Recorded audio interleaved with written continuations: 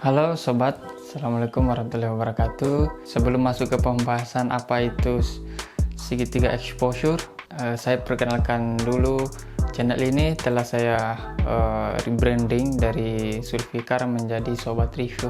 Jadi nanti di channel ini bukan hanya tentang review teknologi, tetapi review alat-alat yang berkaitan dengan konten produksi seperti kamera, phone, laptop, dan gadget-gadget yang lain. Sebelum masuk ke inti pembahasan yaitu segitiga exposure, kita intro dulu.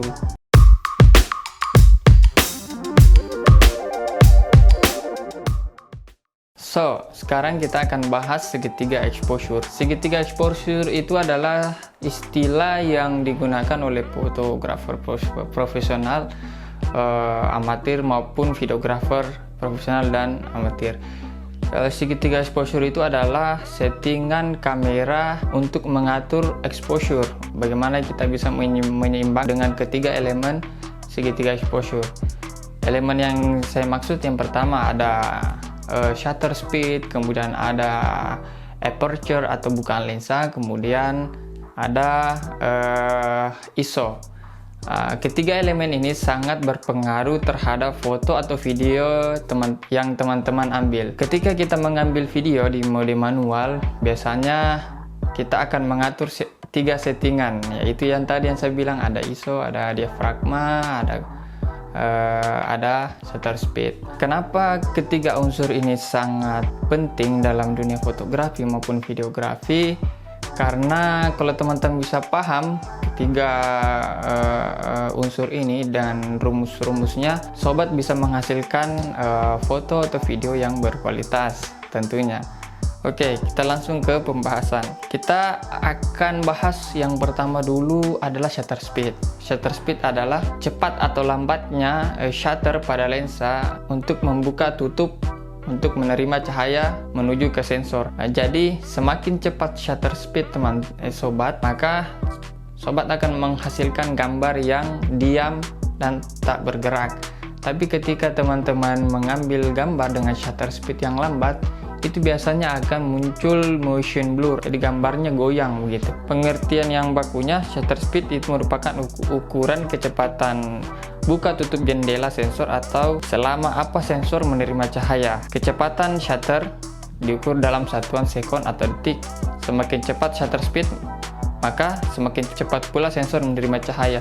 Jadi biasanya shutter speed itu di kamera sobat itu biasanya tertulis seper 25, seper 50, seper 100. Shutter speed yang rendah biasanya di seper 25, seper 50. Kalau teman-teman mau mengambil gambar yang gambarnya diam, mau mengambil gambar yang misalkan olahraga, orang berlari, itu biasanya di shutter speed yang semakin tinggi supaya bisa kita mendapatkan gambar yang diam dan tidak menimbulkan motion blur.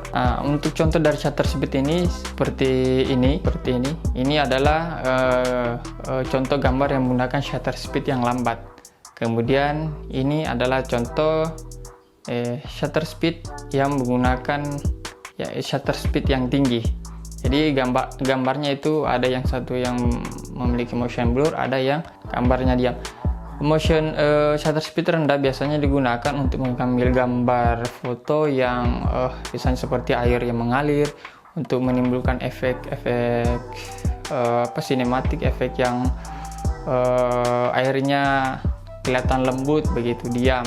Itu akan memunculkan nilai estetik yang bagus kelihatannya. Kemudian untuk shutter speed cepat biasanya itu di event-event olahraga, sepak bola, balapan motor. Oke, sekarang kita lanjut ke aperture atau bukaan lensa. Adalah ukuran seberapa besar atau kecil terbukanya iris atau diafragma lensa yang diukur dengan f-number. Biasanya kalau kita memakai mode manual di kamera, biasanya ada tanda tulis f3.5, f4.5, f5. Pertanyaannya biasanya begini, kenapa ya semakin kecil angka di f itu semakin cahaya semakin banyak, kemudian semakin bokeh. Jadi semakin kecil bukaan satu lensa, maka semakin banyak cahaya yang bisa masuk ke dalam lensa. Dengan bukaan yang lebar itu titik fokusnya semakin sempit. Jadi itu bisa menimbulkan efek foto atau video yang bokeh. Contohnya seperti yang sobat lihat, ini adalah bukaan f1.8. Di belakang saya ada efek blur. Biasanya di lensa-lensa kit biasanya itu bukaannya di angka 3,5. Jadi di angka seperti itu bukan lensa termasuk bukan lensa yang kecil. Untuk mendapatkan bukan yang lebar biasanya sobat bisa pakai, kalau saya biasanya pakai lensa manual seperti yang saya pakai sekarang adalah lensa 25 mm f1.8 dari Sevan Artisan. Oke, sekarang kita lanjut ke ISO. Secara definisi ISO adalah ukuran tingkat sensitivitas sensor terhadap cahaya. Semakin tinggi ISO teman-teman, maka gambarnya akan semakin terang. Tapi semakin tinggi ISO mendapatkan kekurangan, akan menyebabkan noise di gambar.